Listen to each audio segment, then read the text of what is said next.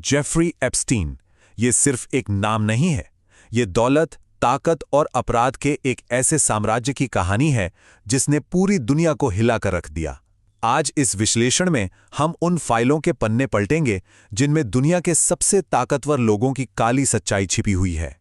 ये तो एक पुरानी कहावत है ना? लेकिन कभी-कभी एक मौत इतनी ताकतवर होती है कि उसकी खामोशी भी ऊंचे ऊंचे महलों के दीवारों में दरार डाल देती है। तो सवाल यही उठता है, आखिर एक शख्स की मौत ने दुनिया भर में इतना बड़ा तूफान क्यों खड़ा कर दिया? चलिए इस रहस्य की गहराइयों में उतरते हैं।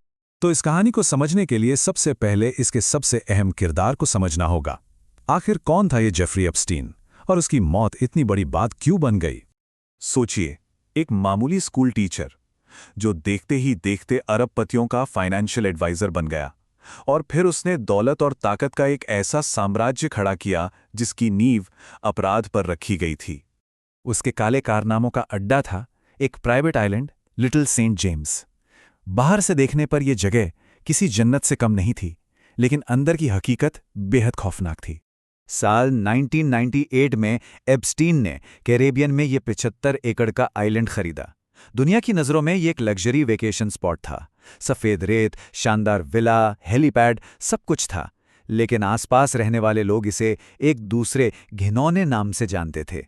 ये फर्क देखिए, एक तरफ दुनिया को दिखाने के लिए आलीशान विला और हाई प्रोफाइल पार्टियां थीं, तो दूसरी तरफ उसी जगह पर चल रही थी बच्चों की तस्करी, यौन शोषण और इन सब के ऊपर हथियारबंद गार्ड्स का पहरा, ताकि कोई भी शिकार बचकर भाग ना सके।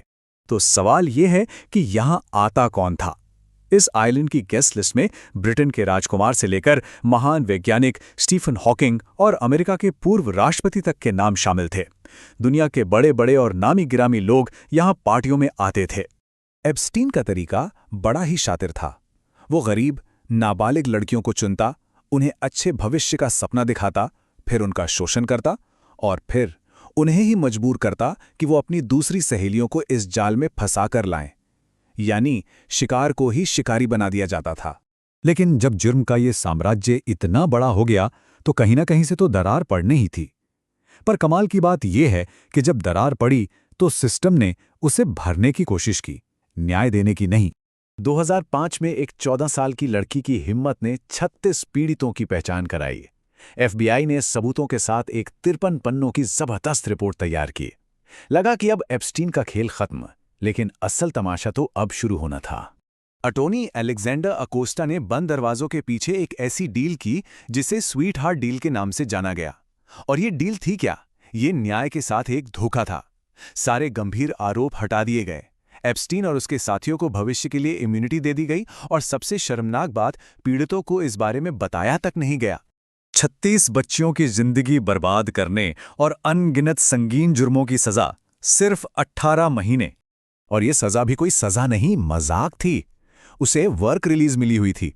मतलब साहब सुबह जेल से निकलते, अपने बिजनेस डील करते और रात में बस सोने के लिए एक मेहमान की तरह जेल वापस आ जाते थे। ये इंसाफ के मुंह पर एक तमाचा था। लेकिन कहानी यहां खत्म नहीं होती। 9 साल बाद एक पत्रकार जूली के ब्राउन की हिम्मत ने इस दबे हुए सच को फिर से जिंदा कर दिया। उनकी जांच ने उस सीक्रेट डील का पर्दाफाश किया और पूरे देश में गुस्से की एक नई लहर दौड़ गई। और जूली की रिपोर्ट के बाद जो हुआ वो इस कहानी का सबसे सनसनीखेज मोड़ था। एप्स्टीन की दोबारा गिरफ्तारी, उसकी मौत, और उसके बाद शुरू हुआ एक भयानक राजनीतिक तूफान।